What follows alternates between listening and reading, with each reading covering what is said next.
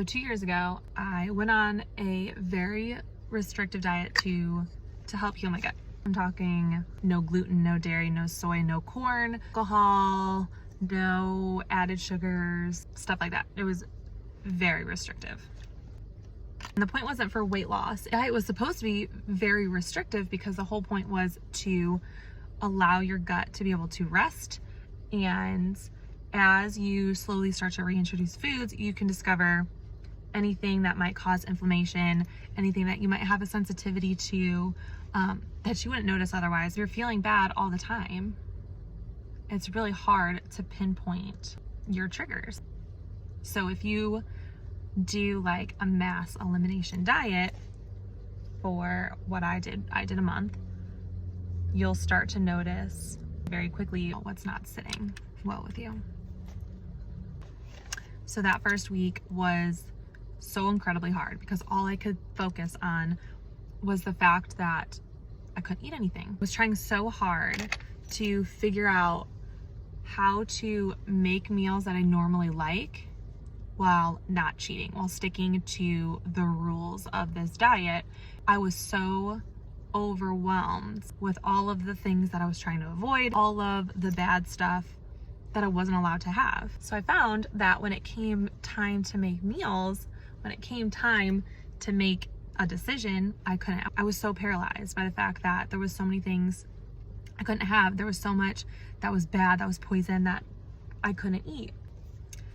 So I realized that if I wanted to be successful in this diet, and I did because I really truly needed to heal my gut, not just for my gut health, but I was also working on trying to heal my skin and all sorts of things.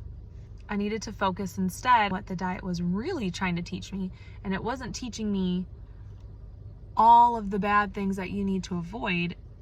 It was trying to teach me all of the good things I should be feeding my body. When I switched my focus instead to figuring out how to add more good things to my diet, how to put more good into my body, it allowed me to be more creative. I was trying things I'd never tried before, looking up recipes I never would have even thought about before. And I was eating portions bigger than I've ever eaten, because when you're putting good in your body, you're just allowed to have more of it. I was so full. Sometimes I'd struggle finishing my meals because I just wasn't used to eating that much food. So I realized that I was so full of all of the good stuff that I was supposed to be eating that I wouldn't have eaten the bad stuff even if I wanted to, because there just was not any room left. So that's now my goal for all areas of my life. Fill myself, fill my family up with so much good that there's just no room for the bad. There is so much negative energy in this world that needs to be avoided.